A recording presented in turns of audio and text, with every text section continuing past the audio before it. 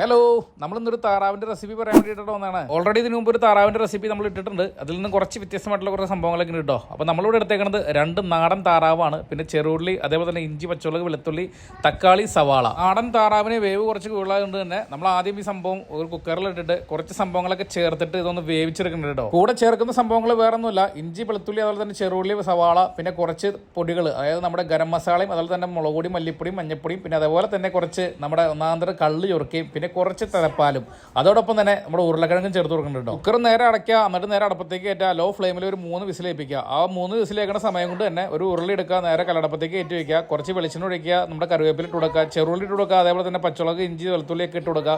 നന്നായിട്ട് വഴറ്റുക. കല്ലടപ്പിന്റെ പ്രത്യേകത എന്ന് പറഞ്ഞാൽ നമ്മൾ നന്നായിട്ട് തീ ശ്രദ്ധിക്കണം. നമുക്ക് മറ്റേ ഗ്യാസിന്റെ അടുപ്പിൽ വെക്കുന്നത് പോലെ തന്നെ നമുക്ക് തീ കൺട്രോൾ ചെയ്യാൻ പറ്റില്ല. അപ്പോൾ നമ്മൾ നമ്മുടെ തക്കാളിയും കൂടി ഇട്ട് കൊടുത്തിട്ടുണ്ട്. തക്കാളിയും കൂടി ചേർത്തിട്ട് നന്നായിട്ട് വഴറ്റുക. അപ്പോൾ നമ്മുടെ താറാവ് അങ്ങനെ വിസിലൊക്കെ അടിച്ച് നല്ല വെന്ത് സെറ്റായിട്ട് ഇരിക്കുന്നുണ്ട്.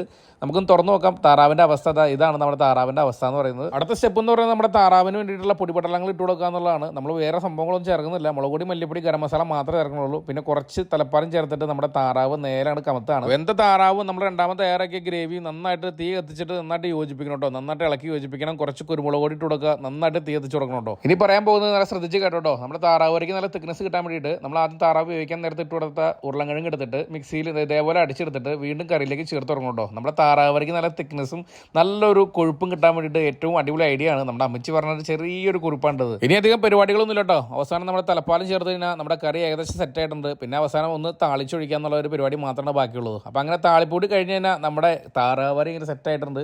നല്ല കിടിലം ബ്രെഡിൻ്റെ ഒപ്പം നല്ല കള്ളപ്പത്തിൻ്റെ ഒപ്പം കഴിക്കാൻ പറ്റിയ അടിപൊളി താറാവാണ്. അപ്പോൾ നിങ്ങളൊന്ന് വേണമെന്നുണ്ടെങ്കിൽ വെറുതെ ഇരിക്കുമ്പോൾ ഒന്ന് ട്രൈ ചെയ്ത് നോക്കുക സംഭവം.